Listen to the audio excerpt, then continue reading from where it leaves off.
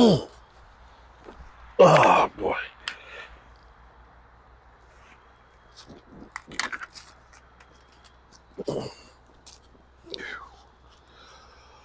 What's up, good people? Mark Holmes here, and as always, I want to say thank you all for watching, commenting, subscribing, and being part of the Joe Boo Sports Report. Without you guys, as well as you ladies, you know that this literally does not work. Hope everybody's having a great weekend. Tomorrow, of course, we got damn acorns dropping like crazy. Damn, acorns all over the place. Acorns keep falling on my head. Okay, all right, so that was corny. Actually, that was acorny. Acorny. Acorny. Oh, God. You see what I did there, right? Okay, it's been a long day. It's actually been a great day. Um, I have been working in the workshop, getting some stuff done, trying some different ideas and things, building some stuff for the Red Brick House, taking care of getting the racks for you tailgate members. Mike's doing the shot glass holder racks for tailgate members and stuff. And we're working on a new shot glass. So tailgate members, you'll be getting a new shot glass. We are doing the Big D Energy shot glass. So that'll be a new one that we'll add to the collection. So we'll be doing that.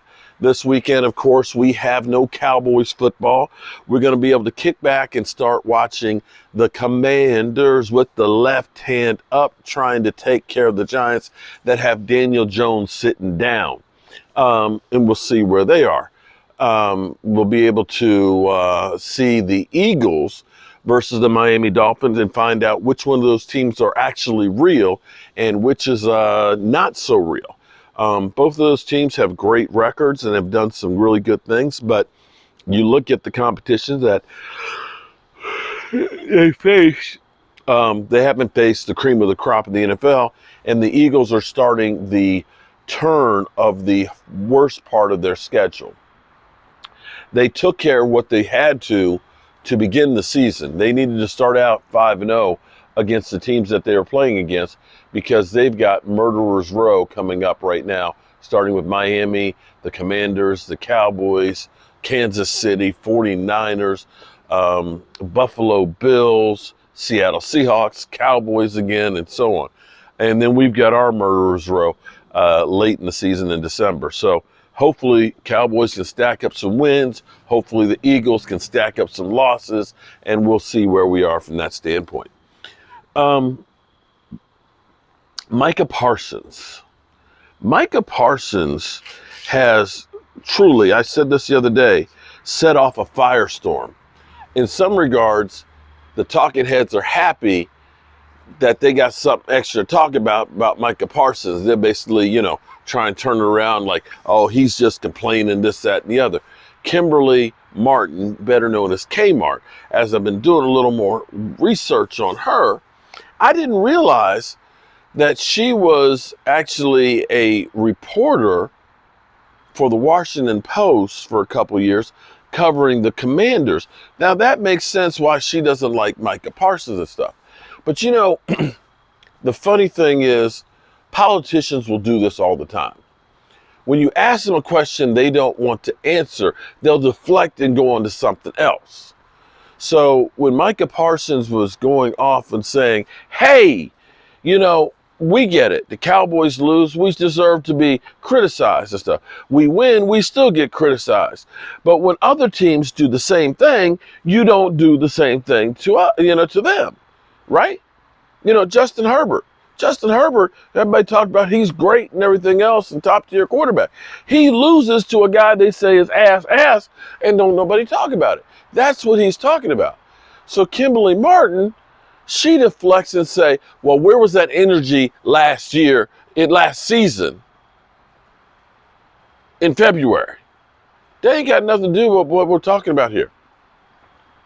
And mind you, last year's team is last year's team. This year's team is this year's team. It's totally two separate situations. And generally speaking, last year's team doesn't necessarily do good this year. Take a look at Minnesota Vikings, playoff team last year, ass this year. New York Giants, playoff team last year, ass this year. Eagles in the Super Bowl last year. Jalen Hurts, 7 interceptions where he only had 6 last year. We don't know just yet.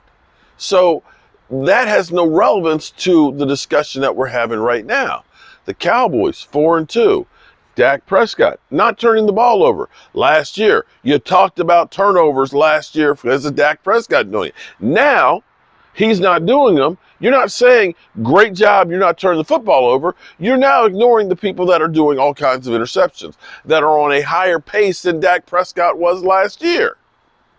That's what he's talking about.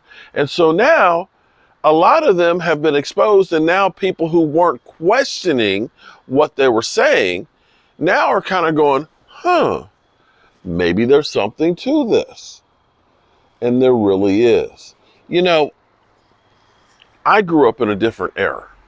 I grew up in a different era that when a media person embellished a story or lied about a story, they got fired. They lost their job. They were deemed not credible or newsworthy.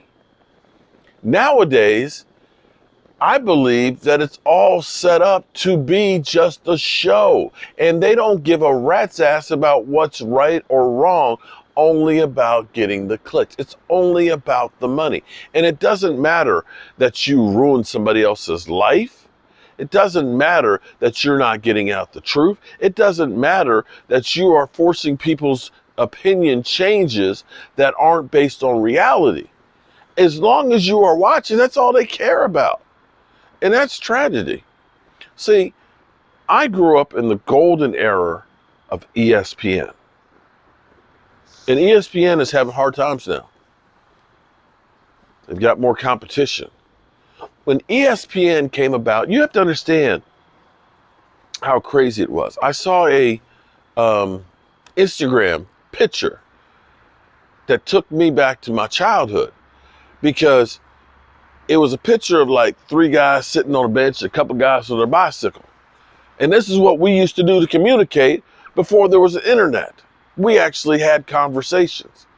And as far as sports went, it was the newspaper. You got up in the morning, you got the newspaper, which was actually written yesterday. So by the time you got it, it's actually old news. But it was relevant because you didn't know what happened yesterday. Then you had Sports Illustrated that came out once a week. Not tweeting every couple of hours. Once a week, Sports Illustrated came on Thursday. We are fortunate when George Michaels on NBC Sports started at 11:30 to 12 o'clock on Sunday nights, the George Michaels Sports Machine. You got highlights for 30 minutes. That was it. That's how you got it. Oh, in the pregame show, you had the NFL Today starting at 12:30 to 1 o'clock. Yeah, Irv Cross, Jane Kennedy, Jimmy the Greek, and Brent Musburger. That was it. There was no Fox Sports. There was no ESPN. But when ESPN came through, oh my God, sports 24 hours a day. They came through with SportsCenter. They showed you the highlights. And you could make your own decision on whether a team was good or bad or not. Now, you are force-fed a narrative where they bullshit you, where they take the numbers that Kimberly Martin literally took and said, wow, Dak Prescott, 10.1 yards per completion. Zach Wilson, 10-0. When you're being compared to Zach Wilson, that's not a narrative you want to have. You know, Pat Mahomes is only 10.4, right? And basically everybody is grouped in about in that 10 range is where basically everybody is. Now, you can take that one statistic, that one stat, yards per completion, where he's got Garrett Wilson, who was Rookie of the Year as a wide receiver, and so on. But if you look at the totality of work, ain't nobody saying Zach Wilson and Dak Prescott are the same guys except for Kimberly Martin. And that take is about a Kmart, okay, which is out of business. I wish and I hope maybe that Micah Parsons putting these people on blast will start getting people to call out the bullshit that's out there. Because I saw Keyshawn Johnson and Michael Irvin basically bitch slap Skip Bayless on his bullshit takes that he has on Dak Prescott. And he looked pretty uncomfortable. And I like that. We need to have these people have some integrity and actually stop the bullshit. You know, Jerry Springer, you're the daddy, shows that they're putting out there. I love it, and I have to thank Micah Parsons for doing this, for getting this put out there, to getting it on the front burner. I've been screaming about the bullshit that we get on a daily basis. I've been calling them out and showing and trying to prove it. And I understand. I'm a guy not from my mama's basement, okay? I'm not a journalist. I'm not on ESPN. I'm not, as they say, credible like Kimberly Martin.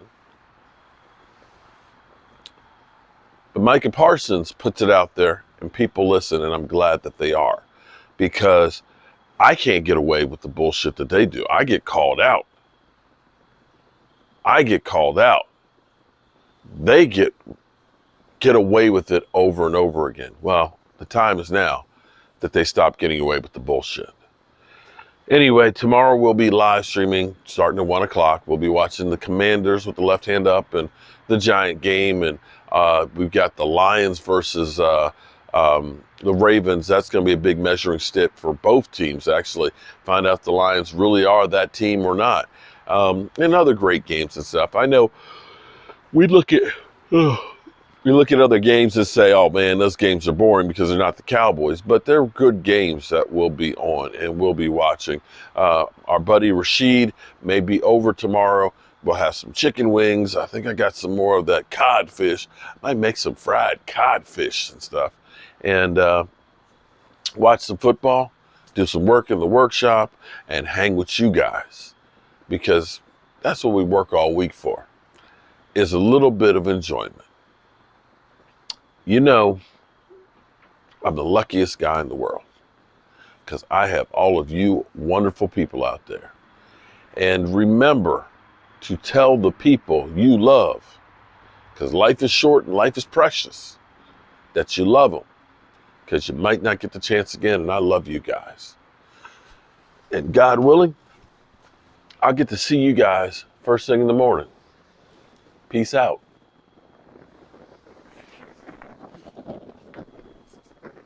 It's getting cold out here.